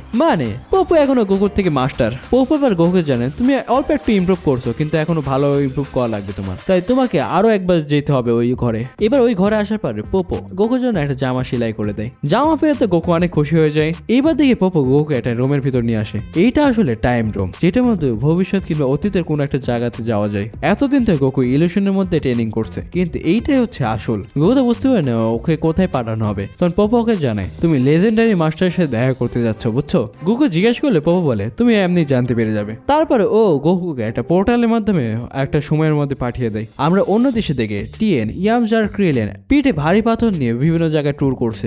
সরি, চাউসুর কথা তো বলতে ভুলে গেছি। এই দিয়ে কামি হাউজে বুলমা মাস্টারশি লস এরাই ছিল। এখানে মাস্টারশি বলে যে ওরা খুবই ভালো ট্রেনিং করছে। তখন পর জিজ্ঞাসা করে মাস্টারশি আপনার যখন বয়স কম ছিল তখন আপনি কেমন ট্রেনিং করতেন? মাস্টার যখন উত্তর দেয় আমি মাস্টার মোটেশ্বরের কাছে অনেক ভালো ট্রেনিং করছি, আর আমার ফিজিক্যাল এবং মেন্টাল স্টেটকে অনেক দূরে নিয়ে গেছিলাম। বুলমা তখন প্রশ্ন করে ওই বদমাশ বুইটা ক্রিয়েনো তো মাস্টার মোটেশ্বরের কাছে ট্রেনিং নিছিল তাই না? মাস্টারশি জানায় হ্যাঁ, আর আমার সময় আমাকে দ্বারা হয়তো ওয়ান্ডার অফ টার্টল, আমি একজন অনেক বড় জিনিয়াস ছিলাম। বুলমা তখন বলে যে এরকম জিনিয়াস যে একটা লুচ্চা হইতে পারে এখন আমি জানতে পারলাম। বেচারা মাস্টারশিকে এখানে রোস্ট করে দিছে। তখন আমরা অন্য দৃশ্যে চলে যাই। আসলে এটা অতীতের দৃশ্য ছিল। এইখানে আমরা ইয়াং মাস্টারশিকে দেখতে পাই। উনি একটা নদীর ধারে চলে আসে একটা মেয়েকে গোসল করতে দেখার জন্য, কিন্তু বেচারা দেখতেই পাচ্ছিল না, এজন্য ও আরো কাছে আগায় যায়। কিন্তু তখনই গোকু পোর্টালের মাধ্যমে ওখানে মাস্টারশি গায়ের উপর এসে পড়ে, আর ওই হট স্প্রিং এ থাকা মেয়েটা বলে আরে আরে কে রে আমাকে দেখছে। মাস্টারশি তখন তাড়াতাড়ি গোকুকে লুকিয়ে ফেলে। ওই মেয়েটা খেয়াল করে যে ওখানে বান্দর, আর বলে ও আচ্ছা বান্দর। তারপরে মেয়েটা ওখান থেকে চলে যায়। মাস্টার গোকুকে ছেড়ে দেওয়ার বলে আরে বাপরে বাঁচে গেছি, আর একটু হলে তো ধরা খাই যেতাম। তখন গোকু বলে আরে তোমাকে দেখে মনে হচ্ছে আমার চেনা চেনা লাগছে। চেনা তো লাগবে, কারণ এটা মাস্টারশি। তার বয়স কম হলে তার স্বভাব কিন্তু আগের মতোই। মাস্টার তখন বলে আরে তুমি তো আমাকে চিনতে পারো। মাস্টারশি তখন বলে কারণ তো চিনবে, কারণ আমি এখানকার সেলিব্রিটি না, আমাকে টার্টল অফ ওয়ান্ডার বলা হয়। গোকু তখন জিজ্ঞেস করে আপনিও মাস্টার আর্টিস্ট? মাস্টারশি তখন জানে হ্যাঁ আমি লেজেন্ডারি মাস্টার মোটেশ্বরের স্টুডেন্ট। গোকু বলে উনি কি মেলা স্ট্রং? এইটা শুনতে মাস্টারশি রেগে যায়, কি তুমি কি বললে আমার মাস্টারের ব্যাপারে? তুমি জানো আমার মাস্টার এই ওয়ার্ল্ডের মধ্যে সবচেয়ে স্ট্রংগেস্ট। গোকু তখন বলে আমাকে নিয়ে যাও ওনার কাছে, আমি ওনার সাথে ফাইট করবো। যেটা শুনে মাস্টারশি হাসে আর বলে কি ফানি কথা বলো। উনি তখন এবার গোকুকে বলে মাস্টার মোটেশ্বর তোমার মতো পিচ্চি বাচ্চার উপর নিজের সময় নষ্ট করবে না। গোকু জিজ্ঞাসা করে কেন? তখন মাস্টারশি বলে কারণ উনি রেসপেক্টেড একটা পার্সন, তবে তুমি যদি তাকে কোনো কিছু অফার করতে পারো তা করতে পারো। তখন গোকু বলে আরে আমি নিজেই ফোকে নিয়ে কি আর অফার করব, এই দেখো আমার কাছে কিচ্ছু নাই। মাস্টারশি গোকুর সাথে কথা বলছিল, তখনই ওর মাথায় কেউ একজন পাথর মারে। পেছনে ঘুরে তাকালে আমরা দেখি যে এটা হারামজাদা ক্রেন। তখন আমরা দেখি যে ওদের মধ্যে তর্কাতর্কি লেগে যায়। ওরা তখন প্রস্তুত হয়ে যায় একে অপরের সাথে লড়াই করার জন্য। মানে এদের অবস্থা ইঁদুর বেড়ালের মতন। কিন্তু আমাদের সবাইকে অবাক করে দিয়ে মাস্টারশি তখনই বসে পড়ে আর বলে আরে আমার মাজাই বেঁধে করছে। ক্রেন চলে যেতে যেতে বলে এই হারামজাদার সাথে কথা বলে আমাদের ইনসাল্ট হবে। কিন্তু এই নির্লজ্জ মাস্টারশি বলে আরে তুই ভয় পালাচ্ছিস কি আমাকে দেখে? গুগু তো এটা দেখে বলে আরে তুমি তো দেখছি আমার মাস্টার রশির মতো। তখন মাস্টারশি বলে আরে আমার তো বয়স 18 বছর, আমার কি স্টুডেন্ট থাকতে পারে? তারপরে দৃশ্যে আমরা দোজো দেখতে পাই। এটা আসলে মাস্টার মোটেশ্বর দোজো ছিল। ওইখানে মাস্টারশি গোকুকে নিয়ে মাস্টার মোটেশ্বরের সামনে হাজির হয়। মাস্টার মোটেশ্বর জিজ্ঞেস করে ও আমি শুনতে পারছি যে তুমি ট্রেনিং এর মধ্যে আছো। গোকু বলে হ্যাঁ। মাস্টার মোটেশ্বর এবার গোকুকে জিজ্ঞাসা করে আচ্ছা তুমি কোন ডোজোতে ট্রেনিং নিচ্ছ? গোকু তখন উত্তর দেয় আমি কামির উড়ন্ত বাসাতে ট্রেনিং নিচ্ছি। যেটা শুনে ওখানকার সবাই হাসতে থাকে, কারণ কেউ তো এটা বিশ্বাসই করে না যে এরকম কোনো জায়গা থাকতে পারে। বেচারা মাস্টার রশি গোকুকে এখানে নিয়ে এসে ইজ্জতের ফালুদা বানাচ্ছিল। তখন গোকু মাস্টার মোটেশ্বরকে বলে ওঠে মাস্টার মোটেশ্বর আমি আপনার সাথে ফাইট করতে চাই। মাস্টার রশি তখন গোকুকে আটকাতে যায়। তখন ক্রেন উঠে দাঁড়ায় আর বলে এই বাচ্চা তো দেখছি আপনাকে অসম্মান করতেছে। কিন্তু মাস্টার মোটেশ্বর ছিল অনেক ভালো মানুষ। উনি তখন গোকুকে বলে আচ্ছা আমি তাহলে ওই ওনার সব টেকনিক গুলা দেখতে চাই, চলো আমাদের মধ্যে একটা ম্যাচ হবে। তখন ক্রেন বলে ওঠে, মাস্টার আপনার বদলে আমাকে এর সাথে ফাইট করতে দিন। কিন্তু মাস্টার মোটেশো ওকে মানা করে দেয় আর বলে, ক্রেন ও হচ্ছে তোমার থেকে অনেক বেশি পাওয়ারফুল, বুঝছো? মাস্টার মোটেশো আর গোকু তখন রেডি হয়ে যায়। আমরা দেখি মাস্টার মোটেশো নিজের দায়িত্বে ওঠে না, গোকু দাঁড়ায় আর জিজ্ঞেস করে, কি ব্যাপার আপনি উঠবেন না? তখন মোটেশো উত্তরে বলে, তুমি যখনই দাঁড়িয়ে পড়েছো তখনই আমি ফাইটের মধ্যে চলে আসছি, তাই শুরু করো তাড়াতাড়ি। গোকু বলে, আমার দেখে এটা সবচেয়ে খারাপ ডিফেন্স। এই বলে ও অ্যাটাক করে দেয়, কিন্তু আমাদের সবাইকে অবাক করে দিয়ে মাস্টার মোটেশো গোকুর অ্যাটাক গুলোকে খুব সহজে ব্লক করছিল। গোকুর এত পাওয়ার দেখে ওখানকার সবাই অবাক হয়ে গেছিল। গোকুকে দেখি মাস্টার মোটেশো অ্যাটাক করতে গেলে মাস্টার মোটেশো ঘুরে ওকে মারতে যায়, কিন্তু ও কোনো রকম পাশে ছুটে আসলে মাস্টার মোটেশো ওর মুখের সামনে একটা আঙ্গুল নিয়ে আসে আর এনার্জি জমে ওনার আঙ্গুল এগিয়ে ওকে ওখানে হারায় দেয়। আমরা দেখি মাস্টার গোকুর কাছে চলে যাই, গোকু ঠিক আছে কিনা। মাস্টার মোটেশো গোকুর প্রশংসা করে, বলে তোমার কাছে স্পিড আর পাওয়ার অনেক ভালো আছে। গোকু বলে, আমি তো বুঝতেছি না, আপনি তো আমার কপালে টাচও করেননি, তারপরে এরকম মনে হলো কেন আমাকে একটা ঘোড়া ধাক্কা দিয়েছে? মাস্টার মোটেশো জানে এটা হলো পাওয়ার অফ দ্য মাইন্ড। এইটা সব মাস্টার ট্রু পাওয়ার, যারা নিজেদের মাইন্ডকে কন্ট্রোল করতে পারে তারা অনেক কিছু করতে পারে। যেটা শুনে গোকু বলে, আমি যদি আমার মাইন্ডকে ট্রেন করতে পারি তাহলে আমিও কি আপনার মতো এত পাওয়ারফুল হবো? মাস্টার মোটেশো জানে, হ্যাঁ তুমি আমার সাথে এসো, আমি তোমাকে দেখাচ্ছি। এরপর ওরা একটা ঝর্ণার কাছে চলে আসে। মাস্টার মোটেশো তখন ওনার মাইন্ডের পাওয়ার দেখাতে শুরু করেন আর ওনার পাওয়ারের কারণে ঝর্ণার পানি দুই ভাগে ভাগ হয়ে যায়। যেটা দেখে তো গোকু আর মাস্টারশি কেউ বিশ্বাস করতে পারছিল না। ইনি তো আর এমনি এমনি পিকোলোকে 300 বছর আগে বন্দী করেনি। বদমাস ক্রেনকে দেখে ওর তো গা জ্বলছিল, কারণ মাস্টার মোটেশো গোকু আর মাস্টারশিকে শেখাচ্ছে। কিছুক্ষণ পর আমরা দেখে যাই গোকু ওই টেকনিকে প্র্যাকটিস করছিল। এইদিকে আমরা ওই মেয়েটা ফ্যানকে দেখতে পাই, ওর একটা কাপড় নদীতে ভেসে চলে আসে, যেটাকে কিনা গোকু ধরে ফেলে। তখনই ফ্যান গোকুর কাছ থেকে ওটা কাপড়টা নিয়ে নেয়। গোকু ফ্যানকে জানায় যে আমি এখানে ট্রেনিং করছিলাম। গোকুর সাথে ফ্যানের এত ভাব দেখে মাস্টারশি চলে আসে লাইন মারার জন্য, কিন্তু ফ্যান মাস্টারশি কোনো পাত্তাই দেয় না। ফ্যান তখন রুমাল দিয়ে গোকুর মুখ মুছতে শুরু করে, যেটা দেখে বেচার মাস্টারশির মনো লাড্ডু ফুটতে থাকে। ফ্যানও তারও এরকম সাহায্য করবে। ফ্যানকে দেখে ও গোকুকে বিদায় জানে ওখান থেকে চলে যায়। মাস্টারশিকে দেখে উনি ফ্যানের পিছু পিছু চলে যায় আর মনে মনে ভাবতে থাকে, ফ্যান যদি আমার হতো। এই বলে গাছে চুমান দিতে শুরু করে, উম্মা উম্মা আম্মা। কিন্তু আমরা দেখি বদমাস ক্রেনে দুই লোক এসে ফ্যানকে ঘিরে ধরে আর ক্রেন ফ্যানকে জিজ্ঞাসা করে, কি ব্যাপার, কি হলো? আমি যে চিঠি পাঠিয়েছিলাম ওর উত্তর দিলে না? কিন্তু ফ্যান বলে, আমি অনেক ব্যস্ত আর তা বাদে তুমি আমার টাইপের না। যেটা শুনে বেচারা ক্রেনের মনটাই ভেঙে যায়। তখন রায়গা ক্রেন জিজ্ঞাসা করে, আচ্ছা তোমার টাইপ কিরকম ধরনের? ক্রেনের পাশের জন বলে, ওই বাচ্চাটার মতন নাকি? আবার গোকুর কথা শুনে ফ্যান বলে, ও তো খুবই কিউট একটা বাচ্চা। এইগুলো কথা শুনে বদমাস ক্রেন আরো রেগে যায় আর ওকে আরো রাগিয়ে দেয়। ফ্যান মুখ ভেঙছে। তখন ক্রেন ফ্যানের পেটে ঘুষি মেরে ওকে অজ্ঞান করে দেয়। মাস্টারশি তখন ও ফ্যানকে বাঁচার জন্য আসছিল, কিন্তু ক্রেন ওকে মেরে ফেলে দেয়। আর প্রতিবারের মতো মাস্টারশি বলতে, আরে আমার মাজা। ক্রেন যাওয়ার সময় মাস্টারশিকে বলে, তুই যদি বাইসে থাকিস তাহলে ওই কোকাকে খবর দিস আমার সাথে যেন ফিল্ড অফ ডেথ এসে দেখা করে। দৃশ্য পাল্টায় আমরা টিএন ইয়ামচা ক্রিলেনকে দেখি, ওরা প্ল্যান করছিল ওরা কাইন্টারে যাবে, কারণ গোকু তো ওখানে গেছিল। এইদিকে আমরা দেখি মাস্টারশি গোকুকে নিয়ে ওখানে যাচ্ছিল। আসলে এই টাইমটা পর্যন্ত ক্রেন অনেক স্ট্রং ছিল আর মাস্টারশি নিজের মাজা ব্যথার কারণে বেশি একটা লড়াই করতে পারতো না। মাস্টারশি গোকু এখানে চলে আসে, জিজ্ঞাসা করে ফ্যান কোথায়? ক্রেনকে দেখে ও গোকুর উপরে একের পর অ্যাটাক করছিল, কিন্তু গোকু ওর অ্যাটাক গুলোকে ডজ করে ওকে উল্টো চাটি বসিয়ে দেয়। ক্রেন তখন বলে, তুই আমার উপর অ্যাটাক করছিস, তোর এত বড় সাহস? তুই আরেকবার যদি অ্যাটাক করছিস দেখ, ওইদিকে দেখছিস ফ্যানকে আমি একদম শেষ করে দিব। মানে এই হারামজাদা ক্রেন বদমাশ ছিল আগেও। ও সরল গোকুর সুযোগ নিয়ে তোমাদের গোকুকে মারতে থাকে। ওর এত মার খাওয়ার পর গোকু এখন বেঁচে আছে, যেটা থেকে ওরা অবিশ্বাস হয়। আমরা দেখি ক্রেনের লোকেরা ওখানে আগুন ধরিয়ে দেয় আর ওই আগুনের মাঝখানে গোকু আর মাস্টারশি ছিল। মরার আগে মাস্টারশি বলে, আরে যদি আমি ফ্যানকে ডেটের জন্য বলতে পারতাম তাহলে কত ভালো হতো। গোকুর তখন মাস্টার মোটেশোর কথাও মনে পড়ে। এইবার ও মাস্টার মোটেশোর ওই টেকনিক মানে মাইন্ড টেকনিক ব্যবহার করতে সক্ষম হয় আর ওই আগুনগুলোকে আলাদা করে ফেলে। ও এইবার ক্রেনের সামনে চলে আসে। ক্রেন ভয়ে পালাতে গেলে ও দেখে যে মাস্টার মোটেশো ওখানে চলে আসছে। মাস্টার মোটেশো ফ্যানের কাছে ক্ষমা চায় ক্রেনের ব্যবহারের জন্য। মাস্টারশিকে দেখে ও গোকুকে বলে, হেই গোকু, তুমি আমাকে ইন্সপায়ার করতেছো, আমি এখন থেকে কড়া ট্রেনিং করবো আর পাওয়ারফুল হয়ে যাব। তখনই ফ্যান বলে ওঠে, তুমি যদি পাওয়ারফুল হয়ে যাও তাহলে আমি তোমার উপর লাইন মারতেও পারি। যাক, সত্যি আর কেউ মাস্টারশির লাইন মারছে। তারপরে আমরা দেখি যে গোকু এবার চেষ্টা করে ওই ঝর্ণার পানিকে আলাদা করার, কিন্তু ও এখনো অতটা পাওয়ারফুল হয়নি। এগুলো আবার কামি আর পোপো দেখছিল ওই ক্রিস্টাল বলের মাধ্যমে।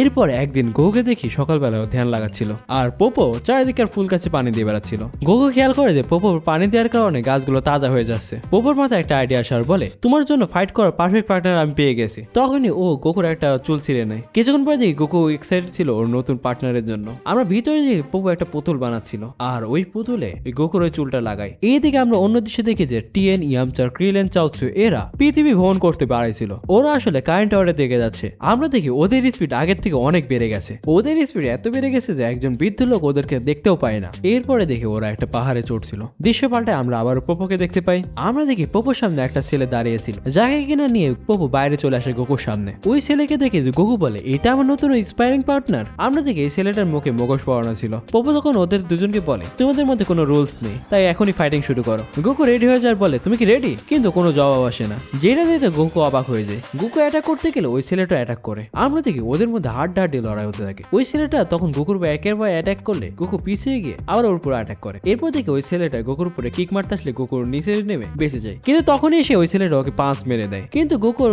ঘুষিটা ব্লক করে ফেলেছিল। আমরা দেখি ওদের মধ্যে অনেক ধস্তাধস্তি হয়। গোকুকে দেখি ও হাঁপাচ্ছিল। ও তখন বলতে পারে তোমার ফাইট আমার চেনা চেনা লাগছে। ও মনে মনে বলে মনে হচ্ছে ও আমার মতনই পাওয়ারফুল, তবে ও কেন শ্বাস নিচ্ছে না। আমরা দেখি পোপ একটা বেলুন ফুলে ফাটিয়ে দেয়, যার কারণে গোকুর মনোযোগ সরে যাওয়াতে ওই ছেলেটা সে গোকুকে এক তুলে আসার মারে। বেচারা গোকু। পোপ তখন বলে তুমি তো দেখছি ডিস্ট্রাক্ট হয়ে গেছো, কিন্তু তোমার ওপোনেন্ট ডিস্ট্রাক্ট হয়নি। গোকু বলে তাহলে ঠিক আছে। এই বলে ও নিজের আফটার ইভেন্টস টেকনিক ব্যবহার করতে শুরু করে। তখনই ও ওই ছেলেটার কাছে এসে মুখ ভেঙচাতে শুরু করে, কিন্তু আমাদের সবাইকে অবাক করে দেয় ওই ছেলেটা দৌড়ে গিয়ে গোকু এক অ্যালবো মারে। গোকু শেষে আসার পরে ও বলে আরে তুমি কিভাবে জানলে আমি এটা আসল? কিন্তু আমরা দেখেছি এই ছেলেটা হঠাৎ করে গায়েব হয়ে গোকুর কাছে গিয়ে ওর মাথায় চাটি বসিয়ে দেয়। বেচারা গোকু মাথা লাড়তে লাড়তে বলে আমি ওকে দেখতেই পেলাম না। তবে এই ছেলেটা আবার অ্যাটাক করতে আসলে গোকু ফাইনালি ওই ছেলেটার মুখে এক লাথি মারতে সক্ষম হয়, যার কারণে ওই ছেলেটার মাস্ক ভেঙে যায়। আমরা দেখি গোকু ওই ছেলেটার মুখ দেখে অবাক হয়ে যায়, কারণ আমরা দেখি এটাও আসলে একটা গোকু। পোপো বলে কি গো গোকু, তুমি কি সারপ্রাইজ হয়ে গেল? গোকু তো বুঝতেই পারছিল না কিভাবে সম্ভব হলো এটা। পোপো তখন জানায় আমি ওয়াটার অফ লাইফের মাধ্যমে তোমার একটা এক্সাক্ট ক্লোন বানাইছি, আর ওর মধ্যে তোমার মতো ফাইটিং স্কিল আছে। যেটা শুনে গোকু বলে এবার আমি বুঝলাম কেন আমি ওকে সেন্স করতে পারছি না। তখন আমি দেখি ওই ক্লোন গোকু আবার গোকুর উপর অ্যাটাক করে দেয়, আর ওখান থেকে গায়েব হয়ে যায়। আমরা দেখি গোকু আর ওই ক্লোনটা অনেক স্পিডে লড়াই করছিল। গোকু তো বিশ্বাসই হয়েছিল না ও একটা পুতুলের কাছে হেরে যাচ্ছে।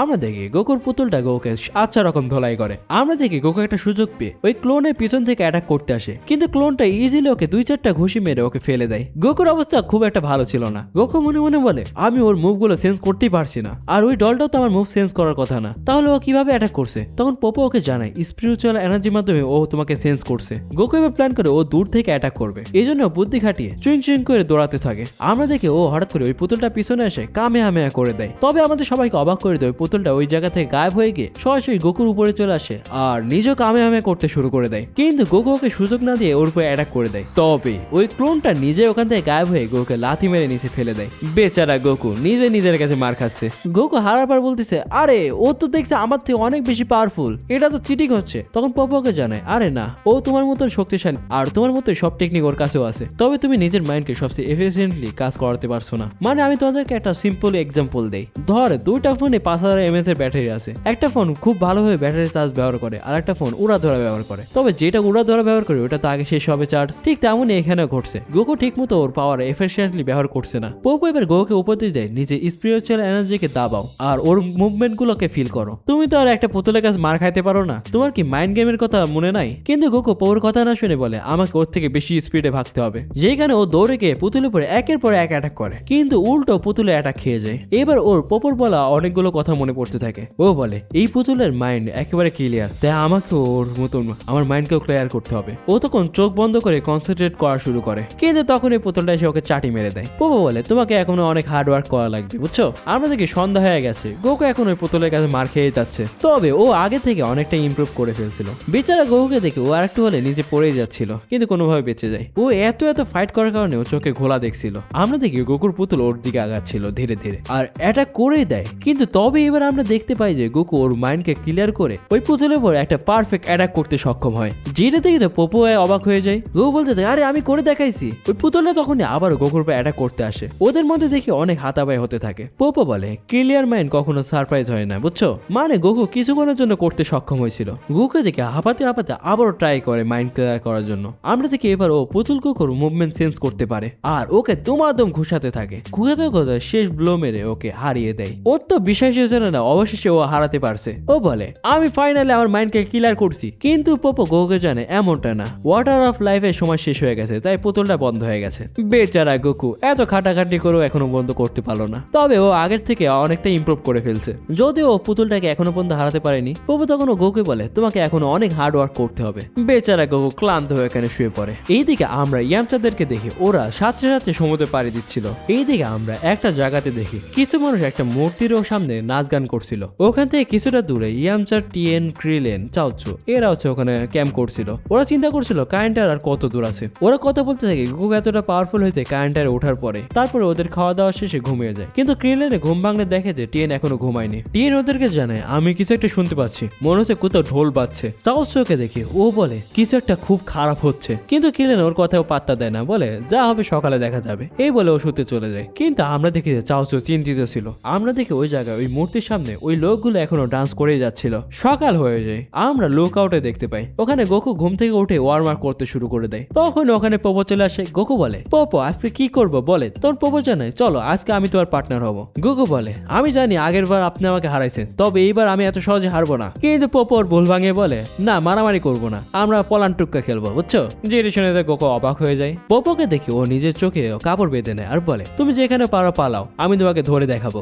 যেটা শুনে গোকু হাসার বলে তুমি আমাকে ধরতেই পারবা না। তারপর ওরা দুজন রেডি হয়ে যায়। আমরা দেখি গোকু পালাতে পালাতে খেয়াল করে পোপো নিজের জায়গা থেকে লড়ছে না। তখন ও জিজ্ঞেস করে পোপো কি হলো। তখন পোপো গোকুকে জানায় আমি তোমার স্পিরিচুয়াল এনার্জি সেন্স করার চেষ্টা করছি। আমরা পোপোর পার্সপেক্টিভ থেকে দেখি ও হচ্ছে গোকুর স্পিরিচুয়াল এনার্জি সেন্স করে ফেলে আর ওর পিছু করতে শুরু করে দেয়। গোকু যেদিকে যাচ্ছিল পোপো ওই দিকে আসছিল। তোমরা হয়তো স্পিরিচুয়াল এনার্জি নিয়ে কনফিউশনে থাকতে পারো, এটা মনে করো কোনো মানুষের বিষয়ে এনার্জি। ড্রাগন বলে এগুলাকে কি বলা হয়। তোমরা হয়তো নারুটো দেখে থাকবা, ওখানে চাকরার কনসেপ্ট আছে, যেরকম চাকরা সেন্স করা যায় এখানে ঠিক তেমনই। তবে ড্রাগন বলে এই কনসেপ্টটা আগে আসছিল আর নারুটো ওখান থেকে ইন্সপায়ার হয়েছিল। আমরা দেখি পোপো গোকুকে অনেক দৌড়ানি দিচ্ছিল। গোকু উপরের দিকে লাফ মারলেও পোপো উপরের দিকে লাফ মেরে গোকে ধরে নিচে আসার মেরে দেয়। বেচারা গোকু পদে পদে মার খাচ্ছে এখানে এসে। এই দেখে ইয়ামচা টিএনদেরকে দেখে ওরা গ্রাম খুঁজছিল যে ওখানে গিয়ে কোনো খাবার দাবার খাবে। তখনই ওদের সামনে অদ্ভুত মাস্ক পরা ওই লোকগুলো চলে আসে। যেটা দেখে ইয়ামচা টিএন এরা ফাইটিং পজিশনে চলে আসে। কিন্তু আমরা দেখি যে ওই লোকগুলো ওদেরকে চারিদিক থেকে ঘিরে ফেলেছিল। কিন্তু আমরা দেখি ওখান থেকে একটা মেয়ে এসে নিজের মাস্ক খুলে বলে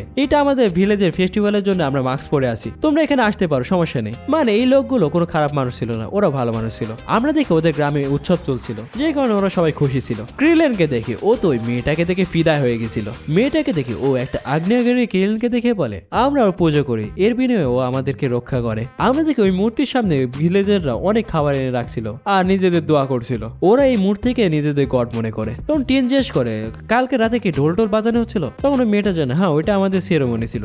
আমরা দেখি ক্রিলেন আর মেয়েটার মধ্যে ভাব জমে গেছিল। ক্রিলেনের মনে লাড্ডু ফুটে যায়, কারণ মেয়েটা ক্রিলেনের নাম জেনে নিজের নামটা ওকে জানিয়েছে মিন্ট। তখন আমরা দেখি যে অনেকগুলো কাক ওখান থেকে যেতে শুরু করে, যেটা থেকে ওখানে সবাই ভয় পেয়ে যায়। এইদিকে আমরা দেখি যে পোপো এখনো গোকুকে তাড়া করেই যাচ্ছিল। গোকু যেদিকে যাচ্ছিল পোপো ওই দিকে আসছিল।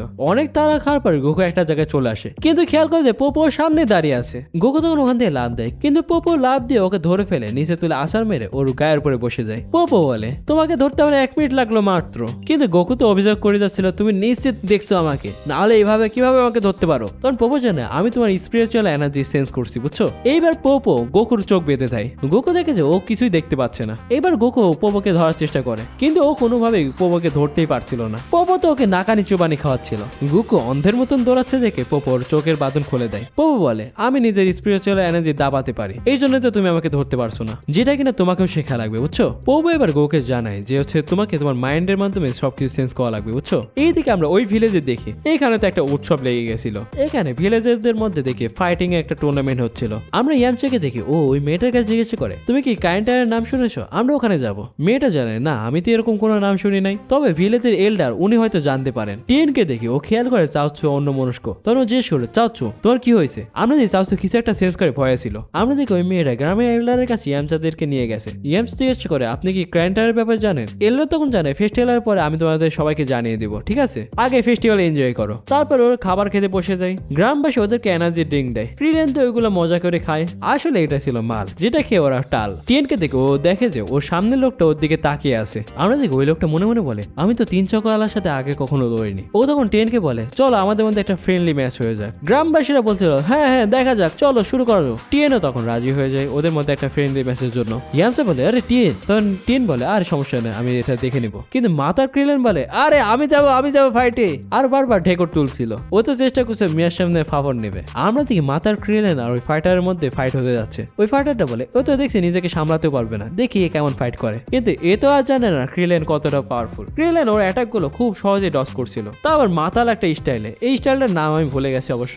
লড়াই করতে করতে হঠাৎ করে ক্রিলেনের মাথা চক্কর দিয়ে ওঠে। ও তখন চারিদিকে ঘোলা দেখতে শুরু করে। ফাইটারটা অ্যাটাক করতে আসলে ওর টাকলা দিয়ে মেরে ওকে নক আউট করে দেয়। আমরা দেখি টিএনএ মাতলামো শেষ হয়ে গেছে। ভিলেজের এল্ডার এবার ইয়ামচাকে জিজ্ঞেস করে আচ্ছা তুমি জানো কি যেন জিজ্ঞেস করছিলে। তবে আমরা একটা অদ্ভুত জিনিস দেখি যে এই গ্রামে সব পশু পাখিরা অদ্ভুত ব্যবহার করছিল, হয়তো বা এরা কিছু একটা সেন্স করছিল। তখন চাওৎসু বলে ওঠে সবাই শুনো আমার কথা, এই মাউন্টেন এখন এক্সপ্লোড হয়ে যাবে। যেটা শুনে তো গ্রামবাসীর মধ্যে আতঙ্ক ছড়িয়ে পড়ে। এলা জিজ্ঞেস করে এই মাউন্টেন গড কি সত্যি ফেটে পড়বে? চাউসুর কথা তোকে বিশ্বাস করতেই চাচ্ছিল না, কারণ এই মাউন্টেনটাই ওদের গার্ডিয়ান, এটা ওরা চিন্তা করতো। কিন্তু চাউসু তো নিজের কথায় অনর। তোমরা হয়তো জানো কোনো দুর্যোগের আগে একটা সাইন দেখা যায়, যেমনটা এখানে দেখা যাচ্ছে পশু পাখিগুলো অদ্ভুত ব্যবহার করছে। আমরা দেখি ওখানটা কাঁপতে শুরু করে আর আশপাশে মাটি ফেটে যেতে শুরু করে। মাটি ফেটে ওই মূর্তিটা মিন্টের উপরে পড়তে যাচ্ছিল, কিন্তু লাভার ভয় ক্রিলেন ওটাকে ধরে ফেলে আর মেয়েটাকে বাঁচিয়ে দেয়। তারপরে ওরা পিছনে সরে আসে। আমরা দেখি ওই জ্বালামুখী পাহাড় ফেটে যায় আর ওখান থেকে লাভা বেরোতে থাকে। গ্রামবাসীর তো অন্ধবিশ্বাসে বিশ্বাস করে, ওরা মনে করে যে ওদের গদ ওদের উপরে রেগে আছে। টিএনকে দেখি ও তখন বলে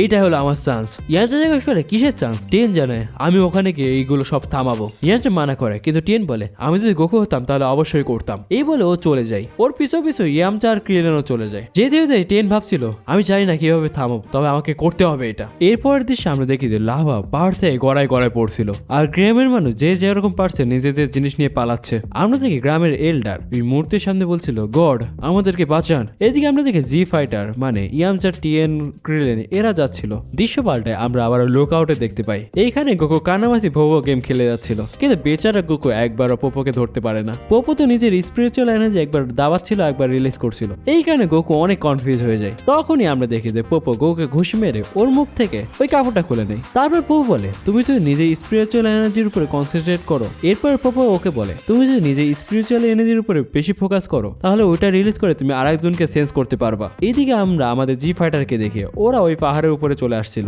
ওর সামনে দেখতে পাই আগ্নেয়গিরি থেকে লাভা বেরোচ্ছিল। তখনই অনেক জোরে ভূমিকম্প শুরু হয়ে যায়। ইয়ামচার ক্রিলেন শুয়ে পড়লেও টিন আর চাউসু উঠছিল। আমরা দেখি মাটি ফেটে ক্রিলেন নিচে পড়ে যাচ্ছিল, কিন্তু শেষ মুহূর্তে এসে ওকে চাউসু বাঁচিয়ে নেয়। আমরা দেখতে পাই অনেক লাভা এদিকে আসছিল। তখনই দেখি ইয়ামচার টিন রেডি হয়ে যায়, কিন্তু ক্রিলেন সামনে এগিয়ে গিয়ে কামেহামে করতে শুরু করে দেয় আর সরাসরি ওর পাওয়ারফুল কামেহামে ওই লাভার উপরে করে। তবে এটা থামার বদলে উল্টো লাভার বৃষ্টি হয়ে যায়। বেচারা ক্রিলেন তো এই লাভাতে পাছাও পড়ে যায়। ওদের সবাইকে টিএন যেতে বলে। তারপর টিএন ডোডনরে ব্যবহার করে আশপাশে পাথরগুলো ভাঙছিল যাতে লাভার রাস্তা বন্ধ করা যায়। এইটাতে লাভার এই রাস্তা দিয়ে যাওয়া বন্ধ হয়ে গেলেও অন্য পাশ দিয়ে ঠিকই যেতে শুরু করে দেয়, যেটা থেকে ট্রেনের মাথা খারাপ হয়ে যায়। আমরা দেখি সব লাভা গ্রামের কাছে পৌঁছেই গেছিল। এবার ক্রিলেন কোনো একটা বুদ্ধি করে নিচে চলে যায়। ইয়ামচা বলে আরে ওর মাথায় কি চলতে আমি বুঝলাম না, যদি এখন বৃষ্টি হতো তাহলে অনেক ভালো হতো। তখন ওর মাথায় একটা বুদ্ধি খেলে। টিএন জিজ্ঞাসা করে কি হলো তোর মাথায় কোনো বুদ্ধি আসলো? ইয়ামচা বলে হ্যাঁ একটা আসছে, কিন্তু এটা এখনো লেট হয়নি অত। এই বলে ও সামনে থাকা ঝর্ণার দিকে আগাতে শুরু করে। টিএনও বুঝে যায় ইয়ামচা কি করতে যাচ্ছে, তাই ও ডোডনরি দিয়ে লাভার উপর শুট করতে থাকে। আমরা দেখি ক্রিলেন দৌড়াচ্ছিল আর এইদিকে ইয়ামচা ওই ঝর্ণার কাছে পৌঁছেই গেছিল। পুরো ফাঁকা গ্রামের মধ্যে দিয়ে ক্রিলেন দৌড়াচ্ছিল।